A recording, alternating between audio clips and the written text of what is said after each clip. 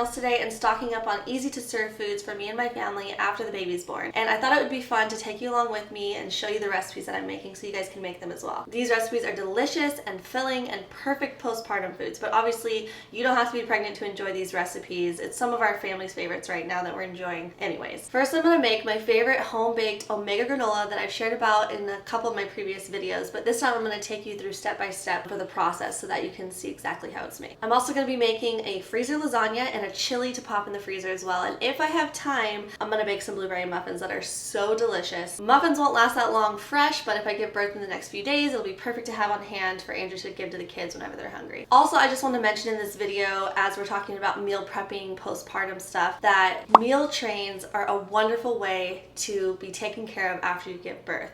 So I highly recommend that either you set up a meal train or have a close friend or family member set up a meal train for you so that after you give birth, there's a schedule of your friends to come and bring you meals. And something that I've done for every birth that my midwives have always recommended, and I've shared about this in other videos in the past, is that nobody really comes to our house in the first few weeks to 4 weeks after giving birth unless they're bringing us a meal. They're pretty much just dropping off a meal for us because that's what we really need when you are just in that new baby phase. Having someone help you in regards to a meal that's already prepared makes things so much easier so that Andrew doesn't have to spend an hour in the kitchen every day with the kids when he could just help play with the kids and let me take care of the baby. It just makes everything so much easier and it's super helpful. So I've always been so grateful whenever people bring me meals after I give birth, and a meal train makes that so simple and easy to set up. There's like a calendar and a schedule that people will set up to know what day to bring a meal, and you can put food preferences and everything, and it's just really, really great. So that's something I'm going to be having done again this time. I'm thankful for my friends to set that up, and I have so many wonderful friends who have brought us meals from previous births as well, and I love to bring meals to women who have just given birth. So that's why I'm making some meals today, and I'm going to get started on that right now.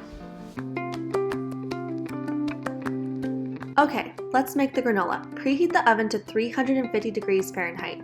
You'll need almonds, oats, quinoa, pumpkin seeds, hemp seeds, dried tart cherries,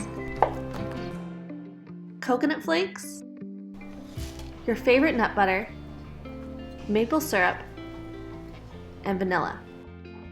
Mix together all the ingredients in a large bowl until well combined. Pour the mixture on a baking tray lined with parchment paper and spread flat across the tray. Bake for 15 minutes, then pull out of the oven and gently toss the granola over. Then bake for another 5 to 10 minutes until golden brown.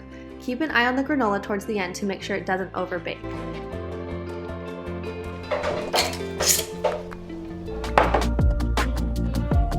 Now for the plant-based freezer lasagna. You'll need a standard 9 by 13 inch baking dish. Preheat the oven to 350 degrees Fahrenheit.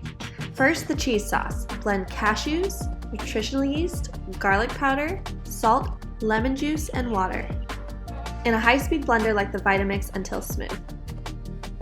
Next, chop the curly kale and fresh basil. For the tomato sauce, get 2 jars of your favorite pasta sauce. Or we like to use 1 jar of pasta sauce and 1 jar of plain tomato sauce and mix together because regular jarred tomato sauces are too oily and salty for our liking. So diluting it with plain tomato sauce makes it taste just right to us. Next, layer your lasagna. Place a thin layer of tomato sauce on the bottom. Then add a layer of your favorite no-boil lasagna noodles. Then have your husband step in to finish the job so you can sit down and rest. Top with more pasta sauce, dollops of cashew cheese, then curly kale and basil. Repeat these steps until the lasagna dish is near full to the top. Bake uncovered for about 40 minutes, then let sit out for 5 to 10 minutes before serving. If you're freezing the lasagna, when ready to eat that day, make sure to fully thaw the lasagna beforehand and then reheat until warm. Now for our favorite black bean chili. Saute diced onion and garlic in a large pot on medium heat with a little water to keep the veggies from sticking to the pan. Then add carrots, celery, bell pepper, and tomato. Stir together and cook for 5 to 10 minutes on medium heat. Add more water as needed to keep it moist. Meanwhile, drain and rinse the beans thoroughly. Then add the beans, strained tomatoes, more water, pickled jalapenos, tomato paste, and spices to the pot. Stir and cover the pot. Turn down to low heat and let simmer for as long as you want, about 15 minutes or longer. Then serve with desired toppings like diced avocado, chives, and cashew sour cream. If you're freezing it, when you're ready to serve, simply thaw beforehand and reheat on the stove. Lastly, I had time to make some blueberry muffins. This recipe is so delicious. They're made from whole plant foods, they're fluffy, moist, and perfectly sweet. My friend Julia from This Fruity Life created this recipe and said I was welcome to share it with you all. She recently started a YouTube channel, so check her out and show her some support. I'll put her Instagram and YouTube links in the description box below for you. Preheat the oven to 375 degrees. Stir together the liquids, plant milk, maple syrup, and vanilla, then set aside. Then blend oats and almonds in a dry blender until it turns into flour.